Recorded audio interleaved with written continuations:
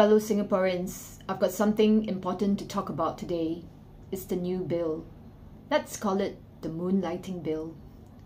Parliament just introduced this Moonlighting Bill that would let President Tharman keep his roles in international organisations like the World Economic Forum and the Group of 30. Let me state for the record, we do not know if Tharman is being paid and how much. I'm assuming he is until declared otherwise. But this perceived conflict of interest is not just monetary. The Straits Times states, our constitution doesn't allow our president to take up public roles where he acts in his private capacity. I find it unbelievable that instead of telling Tharman, hey buddy, it's time to let go of your foreign gigs or your president's hat, they enacted a new bill to cover up their own backside. So before this new bill becomes an act, Tharman actually cannot take up these roles in his private capacities according to the Constitution. On nomination day, I went to the elections department to stop Tharman from qualifying because of his foreign appointments. This is exactly what I've mentioned in my petition. You can go to bit.ly/no to Tharman for more information. Now here's why I think the Moonlighting Bill is problematic.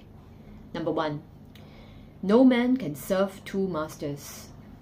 Imagine, if you're a regular public servant working as a police officer, for example, can you also drive Grab in your spare time?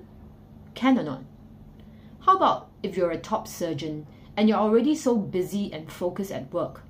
How would you still have the spare time and energy to go for so many meetings?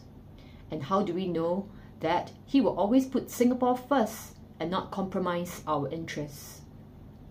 If the role of the president is so relaxed and chill for him to be able to take on multiple foreign gigs, then why are we paying him so much money? And why should those at the top of our civil service get special treatment? What kind of message does this send to the rest of the public servants? Are they now also allowed to moonlight outside of their jobs? Many folks take on extra jobs to make ends meet, especially now with the rising cost of living. This bill sends a message that our leaders at the top can earn lots of money with different appointments, but we, the commoners, have to contend with our limited monthly paychecks. This bill sends a message that people at the top can perform duties in their personal capacities, but we commoners cannot. This bill undermines the sacred duty of taking public office and that it is now okay to have divided loyalties to our country.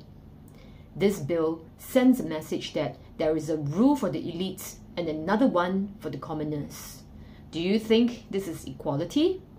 And isn't equality at the heart of our constitution? Now the president, as well as our ministers and members of parliament, have all sworn an allegiance to the Republic of Singapore when they took office. They promised to put our interests first and to be 100% loyal to the Republic. When they hold these foreign appointments, there will always be a doubt, and it is this nagging doubt that will compromise their elected office.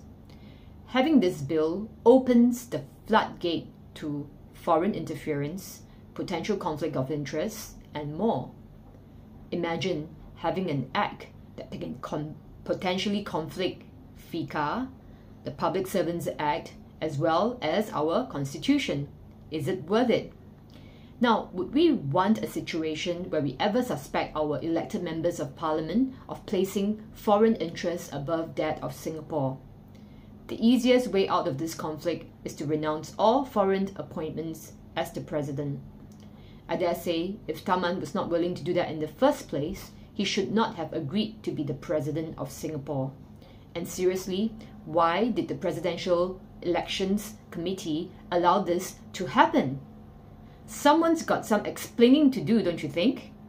In part 2 of my video, I will break down why just slapping a band-aid in the form of a bill on this bridge isn't enough to be constitutionally compliant. Stay tuned and please help me to share and like this video and spread it everywhere, because the mainstream media isn't going to. Thank you.